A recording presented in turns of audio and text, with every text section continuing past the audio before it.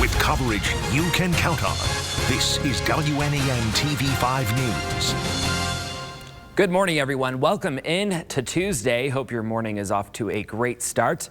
We're starting with a live look over mid-Michigan. You can see Saginaw right there. Looks decent so far at this hour, so we'll take it. Thank you so much for watching TV5 News at 9. I'm Blake Keller. So glad that you could be with us this morning. Chances of rain, they're small, but we got some of it a wet week ahead of us. John Gross here to track all of it. How are things looking right now, though? Not too bad. A few light showers out there, Blake, but think about it this time yesterday morning. Plenty of showers and thunderstorms across the region, so I don't think we're going to see anything like that, but still small chances for a shower or two, possibly even a thunderstorm, but those chances further north you go will be better off into this afternoon. Plenty of sun and clouds out there for this morning, already generally mild. We'll get you to I-69. Genesee County traffic looks to be moving pretty well for a Tuesday morning commute.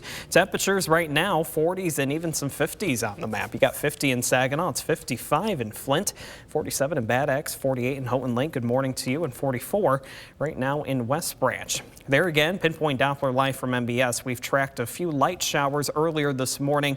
We got a few of those in the tip of the thumb and a few more just west of US 127. But you notice the majority of the activity residing just off to our north, and that's where it really looks to stay. So if you are located north of the bay into this afternoon, that's where our best chance for maybe a few more pop-up showers and or a thunderstorm will reside. Hour by hour, your temperatures, those get nice and warm today. We're talking 60s by about lunchtime, and most of us creeping into the 70s by this afternoon. That's going to be about a 20% chance north of the bay into the afternoon for some more precip, and low temperatures tonight. We're staying fairly mild with numbers near 50. We'll talk about better rain chances by the end of the weekend. Your weekend forecast in a little bit. Blake, it's back to you.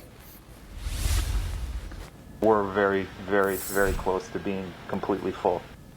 Michigan doctors are sounding the alarm, saying hospitals are nearing capacity again as new coronavirus cases surge, and there's worry of a fourth wave of infections with Michigan as the hotspot. Now, CBS This Morning reporter David Begnode was in Michigan this morning. He reports Michigan's positivity rate is over 17%. And get this, it was just 4% a whole month ago. Cases aren't impacting the elderly. The majority of infections are now in people ages 10 to 29. It definitely feels like deja vu all over again, you know, but again, we know what to do. Now that's Dr. Meredith Hill, director of the emergency department at Sparrow Hospital in Lansing. It is nearing capacity yet again. David reports 40% of new outbreaks can be linked to schools and youth sports. 77 new outbreaks were reported just yesterday at schools across the state, 11 in mid-Michigan. And starting today, Carmen Ainsworth and Beaverton schools are following other districts by returning to virtual learning. Since Saturday, the state has reported over 10,000 new cases, but some of the highest infection rates are coming out of rural mid-Michigan, mostly in the thumb. We're seeing a ton of very sick younger adults. That's Dr. Mark Hamed.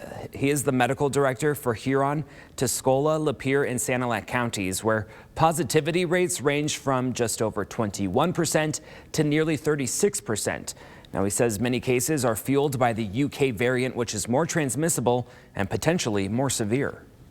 Strokes, heart attacks, kidney damage, a lot of different abnormal things that we didn't even see this time of the pandemic last year.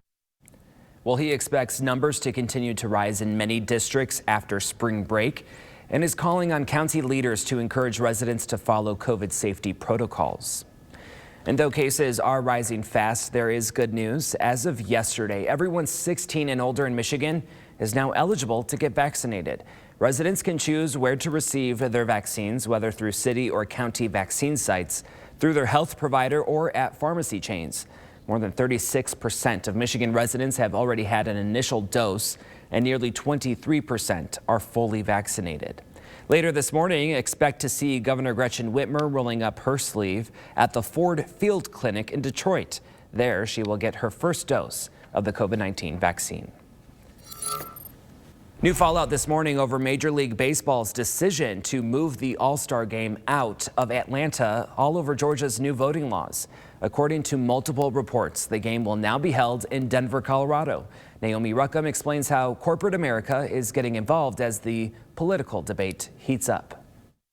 Baseball season only just began, and there's already mounting pressure off the mound. Because it's deeper than voter ID. This is about people being able to participate in democracy. Last week, Major League Baseball made the call to pull July's All-Star game from Georgia over objections to the state's new voting laws. The decision is backed by the ACLU and the NAACP, who are now turning to federal intervention to overturn the law, which shrinks the window for sending in absentee ballots, limits the number of ballot drop boxes available to voters, gives more control of local elections to state lawmakers, and makes it a crime to give food or water to people waiting in line to vote. It's not just baseball.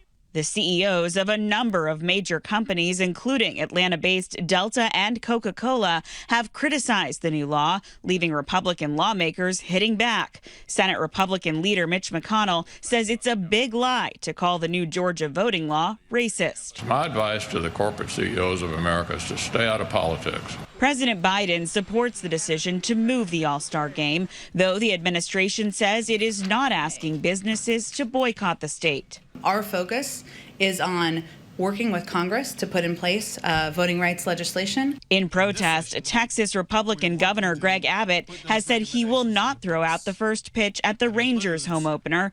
Texas is considering a strict voting law similar to Georgia's. Naomi Ruckham, CBS News. According to the Associated Press, the official announcement of the Colorado Rockies hosting the All-Star game is expected later today.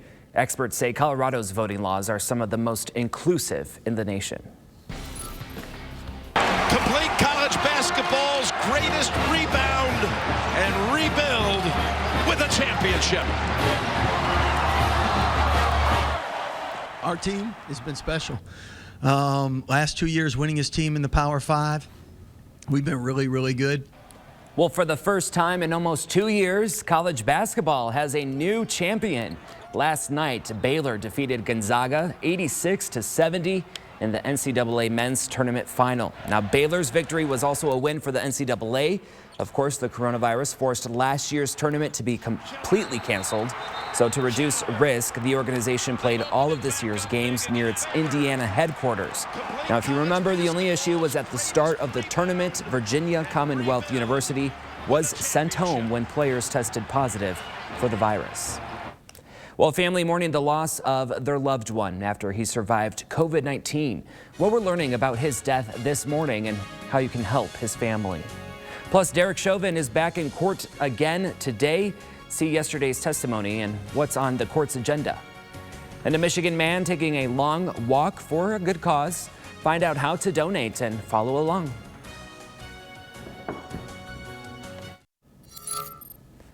Well, a man from Niles, Michigan is on the move to fundraise for local Riley Hospital for Children, walking 260 miles down to Kentucky. Greg Compton is walking to remember his father, who gained the ability to walk thanks to doctors at Riley. Now, his father was born with disfigured legs, and it took him 20 surgeries to give him mobility. Now, Greg says the walk is to show thanks for how much Riley helped his family, but most importantly, he wants to raise money to help kids now who need it. In memory of my father, who in 1925 spent about the first 3 years of his life at Riley. With COVID and all the other things going on in the world, I think donations are down, and I'm really asking everybody to dig deep out there and donate to Riley. Greg's goal is to reach the Clark Memorial Bridge and cross into Louisville on April 24th. He hopes to raise $260,000 for Riley Hospital for Children on that journey. So good luck to him. New this morning, need any help with applying for COVID-19 funeral assistance? Well, Skorupski Family Funeral Home says it will sit down with any interested parties or arrange a phone consultation. FEMA announced it will pay up to $9,000 toward funeral expenses once a cause of death is determined to be COVID-related. Now, this program begins on Monday, April 12th. Students are starting to feel behind in school since the pandemic began last year. We'll give you some tips to help them get back on track. Plus, Get your morning caffeine boost from your water. Yeah, you heard that right. We'll tell you all about the latest product coming up. But first, another episode of People airs tonight right here on TV5. It's owned by the station's parent company, the Meredith Corporation. Take a look. Tonight only on People, gold medal gymnast Allie Raceman, who captained the legendary Fierce. Welcome back to TV5 News at 9. It's time now for Education Matters. We're here with Dr. Craig Douglas. And Craig, I just want to thank you so much for being here with us this Tuesday. Good morning. All right, glad to have you here. Today we are talking about helping students who might be behind in their schoolwork, with going to virtual, back to in-class. It's a lot. So what tips do you have, Dr. Douglas? Exactly, Blake. It's not a fun topic, but it's a real topic. This portion of the school year, we're through about 2/3 of it.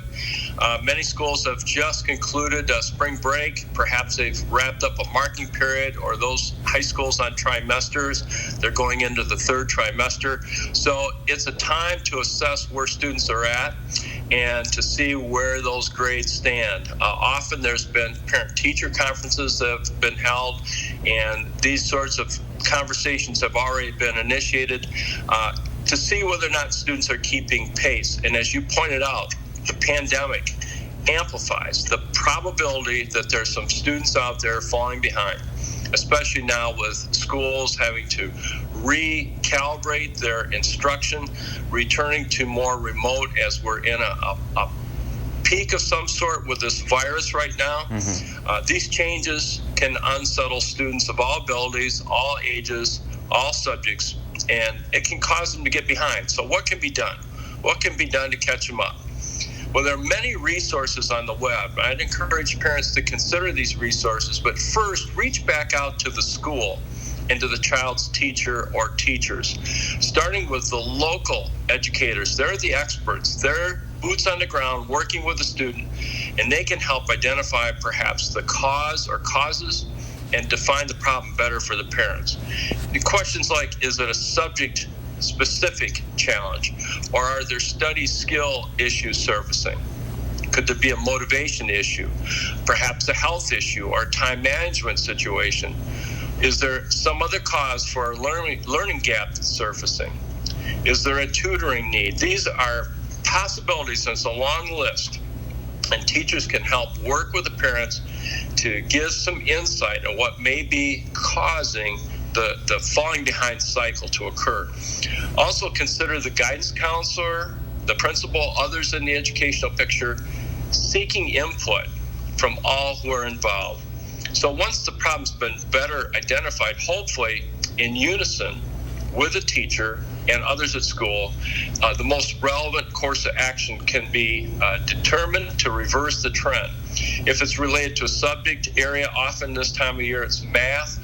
Perhaps some extra tutoring could help the student, or maybe a study buddy, and maybe some extra online help. Whatever the solution, raising the awareness, setting some goals, some immediate goals to reverse the tide. That's what I would advise parents to consider. One goal might be to set aside a certain amount of time each day to review the next day's assignment with the child. Maybe at night. Whatever it is, it might be communication with the teacher on an ongoing basis. We used to call these Friday folders or Friday notes. Now there's email, voicemail, and other communication tools available. Keeping the goals simple. Keeping it simple, realistic, and attainable, and getting positive feedback back to the child. This is a generalization, Blake, but the student probably fell behind over a course of time. Maybe it was days or weeks or maybe even months. So it's probable it's going to take a course of time to get the whole thing turned around. That means being patient and supportive. The good news is this, it's only early April, so there's time in the school year to address these issues. It's not too late to do something. And with the pandemic, more students are facing this challenge of being, quote, behind than perhaps in usual school years. Thus, there's probably more options available for parents to help turn the tide and reverse the trend. It's tough, but it can be addressed with patience and support from home and from school. So be encouraged in knowing you're not alone if you're facing this type of situation. Absolutely, Dr. Douglas. Well, we appreciate those tips. I will say you said something that helped me during my own time in school was a study buddy. So, I felt I learned a little bit better with somebody else in the room with me. Same with me, Blake. It was Treg, and I had a classmate that he and I used to talk on the phone back in the old days when we had phones, right? Yeah. To help encourage each other on particular Treg assignments. All right. Sounds good. Well, Dr. Douglas, thank you again for being here, and we really appreciate the tips that you had. For more information about today's topic, just check out the school source page on WNEM.com.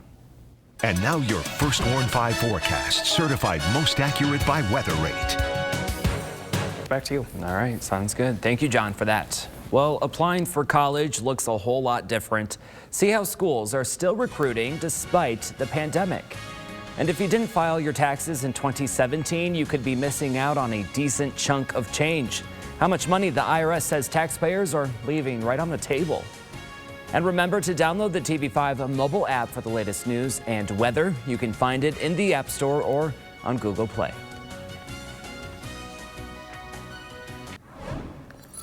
Well, a ban on foreclosures could extend into next year. Plus, a sparkling water now comes with a caffeine kick. Uh-oh.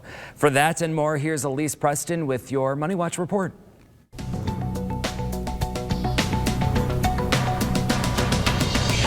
Wall Street rallied to kick off the week with all three major indexes reaching unprecedented levels. The Dow gained 373 points, hitting an intraday record. The Nasdaq soared 225 points, and the S&P 500 added 58 points. The feds are proposing banning foreclosures until next year. The Consumer Financial Protection Bureau is also recommending giving borrowers who are behind on their payments more time, providing a pre-foreclosure preview period. That would restrict servicers from starting foreclosures until 2022. As of February, there were nearly 3 million homeowners behind on their mortgages. If you didn't file your 2017 tax return, listen up. You could be at risk of losing out on your chunk of more than $1.3 billion. The IRS says about 1.3 million taxpayers have unclaimed tax refunds from 2017. Nearly half of those refunds are worth more than $865. The window to claim the funds closes on May 17th. And sparkling water with an extra kick. San Pellegrino is rolling out a new line of bubbly water that's lightly caffeinated. The brand's Essences line is infused with 30 milligrams of caffeine. That's about a third of the amount in a regular cup of coffee. Flavors include vanilla, cocoa, and caramel. An 8-can pack of the fizzy pick-me-up will cost you about $6. And that's your CBS Money Watch report. For more, head to cbsmoneywatch.com. At the CBS Broadcast Center, I'm Elise Preston. Very good. I'll stick to coffee. Thank you. Well, masking up at one gym is optional. Why owners say they're leaving that choice up to customers. You really believe in this low-key variant? That familiar face is back in action, starring in his own show. We'll tell you when and where to watch. Continuing coverage, a Flint man is facing multiple felonies in a child pornography investigation. 40-year-old Aaron Shetler hit the radar of the state attorney general's office in August of 2019.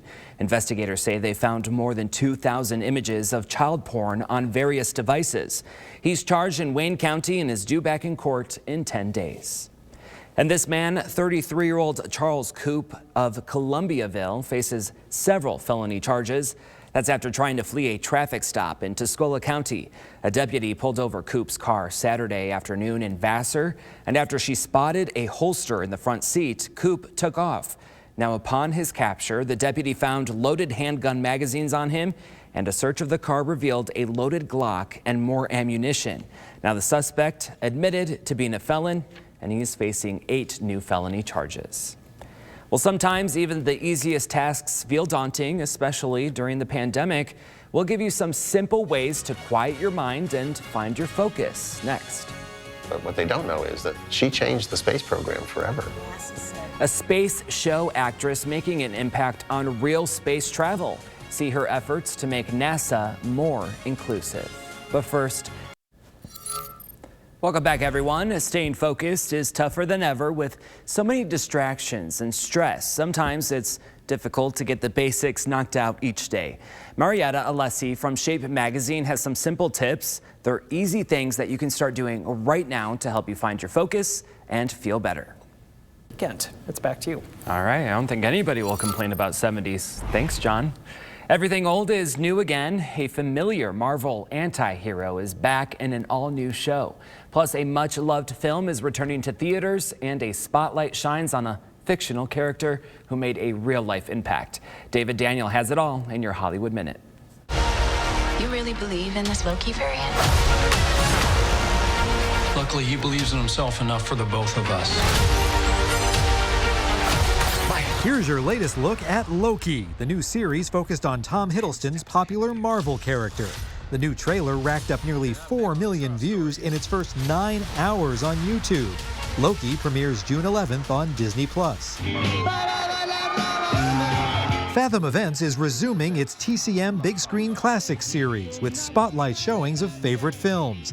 1987's La Bamba is set to play in select cinemas on Sunday, April 18th, Wednesday, April 21st, and Thursday, April 22nd. Check fathomevents.com for locations and showtimes. For most of the world, Nichelle Nichols is Lieutenant Uhura, pop culture icon. But what they don't know is that she changed the space program forever. Nichelle Nichols' biggest battle wasn't with aliens on Star Trek, but with bureaucracy at NASA. The documentary Woman in Motion shows how the actress and activist helped change a largely white and male space program into a much more diverse agency. The film's first trailer just dropped. The doc premieres June 3rd on Paramount+. In Hollywood, I'm David Daniel. All right, take a look at this. A stuck squirrel gets a helping hand from one fire department. This happened in Austin, Texas on the 1st, but it's no April Fool's Day joke. The fire department tweeted this out. It's their first time actually rescuing an animal out of a tree. Now, it took some gentle maneuvering, but 2 firefighters managed to get this squirrel free, and it was in good health after being freed. It also ran away before it could thank its rescuers, so I was probably a little frightened. Oh my goodness. I bet he was going nuts. You like that? I like it. I'm just wondering how he got stuck in the tree. That's a really small hole. I didn't see the video very well, so... Well, just goes to show you anybody can need a rescue here every now and then. Yeah, exactly. Very punny. Oh, boy. Let's go ahead and get you your 7-day forecast real quick. We got a small chance of a shower or storm, mainly north of the bay for today. Sun and clouds for the rest of us. Hope you like some 70s, 60s closer to the water. Better rain chances Thursday into Friday, and then it's in the 60s for the weekend. Back to you, Blake. All right, John, thank you. And thank you for watching TV5 News at 9. We'll see you back here at noon. Have a great day and stay safe.